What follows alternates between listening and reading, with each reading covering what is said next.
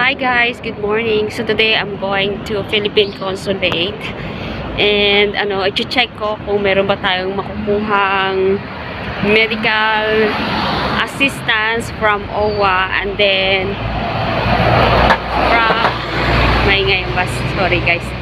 And then sa SSS na rin, tingnan natin kung meron din tayong makukuha as so, I got hospitalized and got my surgery here in Hong Kong, guys. Kaya, titingnan ko if meron akong mapapala sa uma. Joke lang, guys. Yes. Kasi sabi nila, dahil naoperahan ka, na-hospital ka dyan sa Hong Kong, as OFW, may makukuha kang benefits. So, let's see. Tingnan natin. Mamaya. Today guys, it's Chinese New Year. So, holiday namin dito sa Hong Kong ng 4 days. From Saturday until Tuesday. 11, 12, 13. Basta 4 days kaming holiday ngayon guys. So, medyo mahaba-habang bakasyon din para sa amin. And, kaya lang guys, of course, gagastos ka. Yun lang. Maganda dahil holiday mo, habang na araw makapagpahinga. Pero yung iba naman guys ay nag-work sila sa mga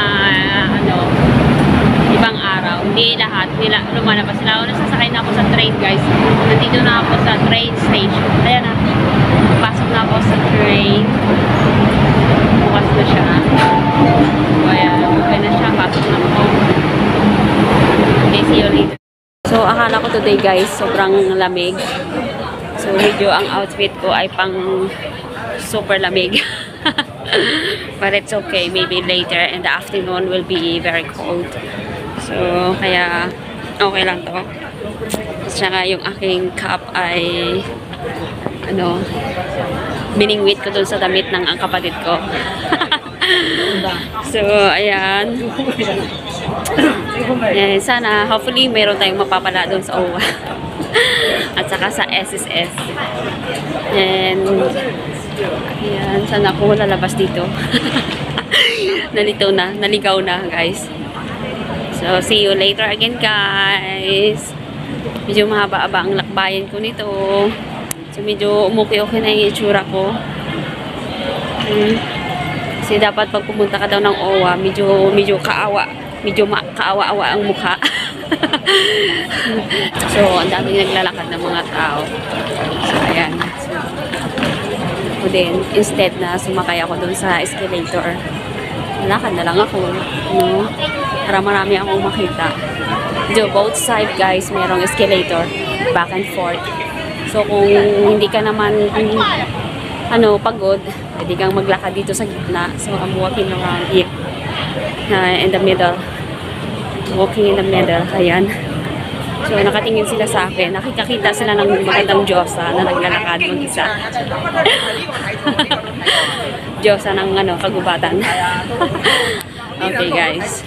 Okay, guys, mag-exit na ako.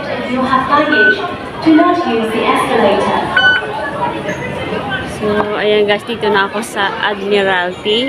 So, exit D tayo. Ayun, dito tayo sa exit D kasi andito mas malapit ang Philippine Consulate. Ayan. Baka mawala ang aking octopus. Ayan na guys. Dito, United Center. Ayan, United Center. So, akit tayo dito sa escalator. Ayan. Oh, ang lamig dito guys. Nararamdaman ko yung lamig, yung hangin. Ang lakas ng hangin. Tapos akit ulit tayo dito sa hagdanan. Ayan. Akit ulit tayo dito guys sa another escalator. Medyo mahaba talagang lakbayan natin. Pagdating dito guys, ayan, makikita ninyo ang Fusion. Ayan, Fusion. So guys, dito tayo sa left side. Pwede din naman doon sa right side. Kaya na medyo baka maligaw tayo doon. So, kung hindi nyo po kabisado doon sa right side, dito na kayo sa left side. Another escalator para umakyat na tayo dito. So guys, dalawa ang building ng Philippine Consulate dito sa 14th floor, dito sa kabilang side dyan, tsaka dito sa 29th floor. So, dito tayo sa 14th floor. Mauna, punta ako ng OWA. Ayan, dito. Akyat ako dito. So, napakaaliwalas ngayon ng OWA. Walang katao-tao. Ay, walang katao-tao. So, iilan lang yung mga tao.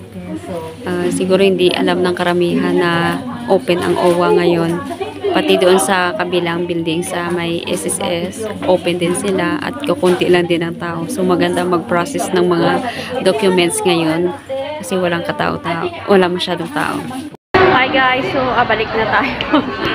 So natapos na rin ako guys. So nakapag-lipstick na rin tayo.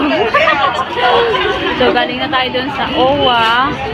And okay, tinumpleto ko na lahat ng requirements. At sa mga gustong malaman yung mga requirements na pinasa ko sa OWA, so ipopost ko na lang dito sa aking video para just in case man na may ganong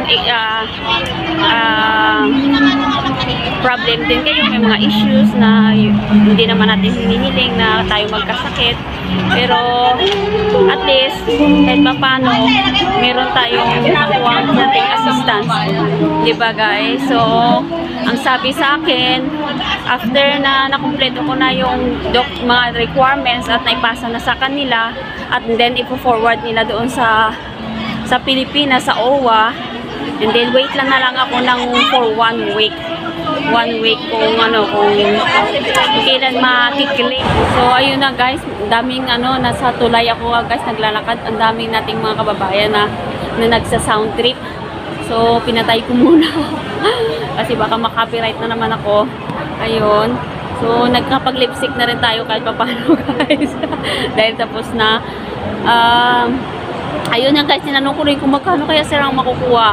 So hindi nila alam, hindi nila sinabi kung magkano kasi yung OWA na lang daw yun dun sa Pilipinas ang nakakaalam kung magkano ang ating makukuha ang assistance from OWA.